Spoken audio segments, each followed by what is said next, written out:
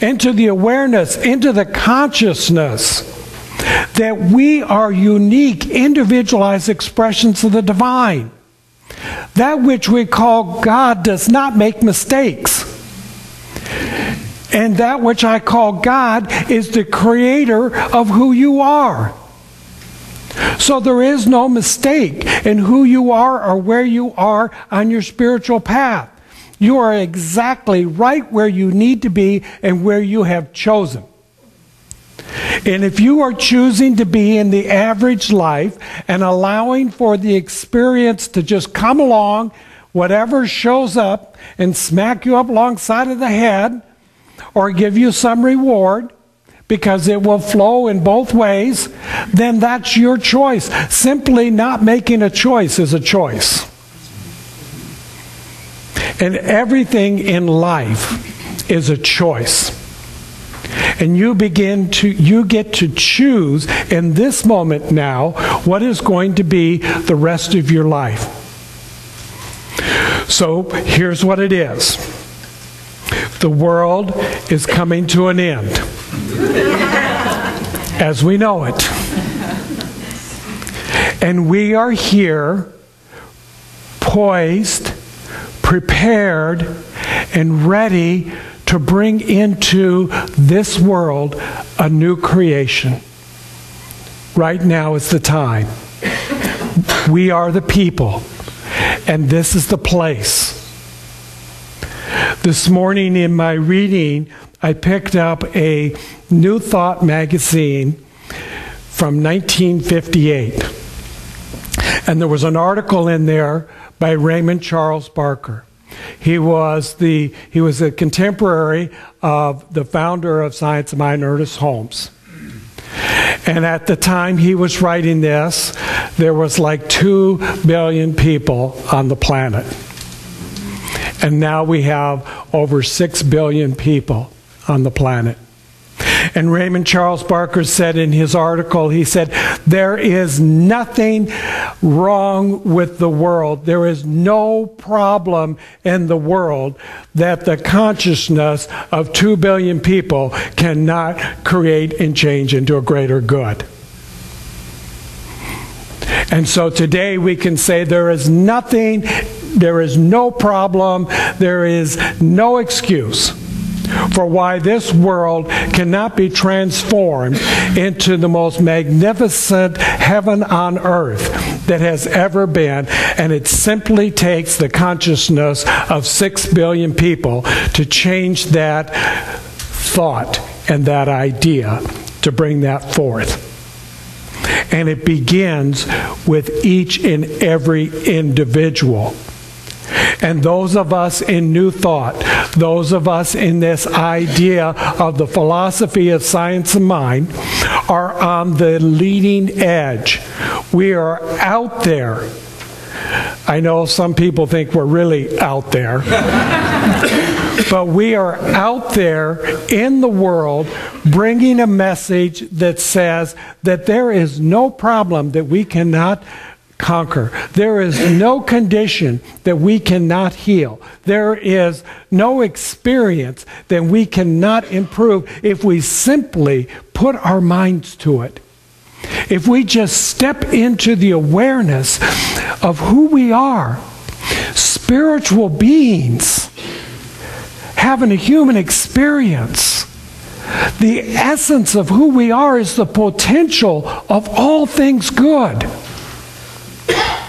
If we can step into this faith, into this understanding, into this knowingness that all that is, truly, all that is already good. Everything. For God is that all-knowing, all-powerful, all-present essence, and there is nothing else. There is no place that God is not. And if that is true, then everything must be good, because the divine can only know goodness.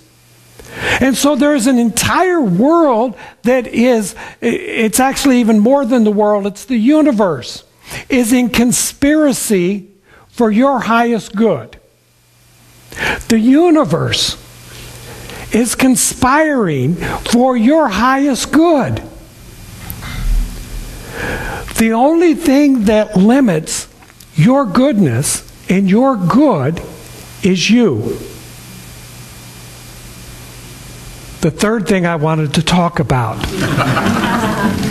is those molds, those little plastic molds that we used to get with our Play-Doh kits. Do you remember those? You used to get a thing of Play-Doh, and then you'll get a little mold, and you could press it in there and then pull it out, and you would have a little, a little object kind of thing. Well, this is how life works.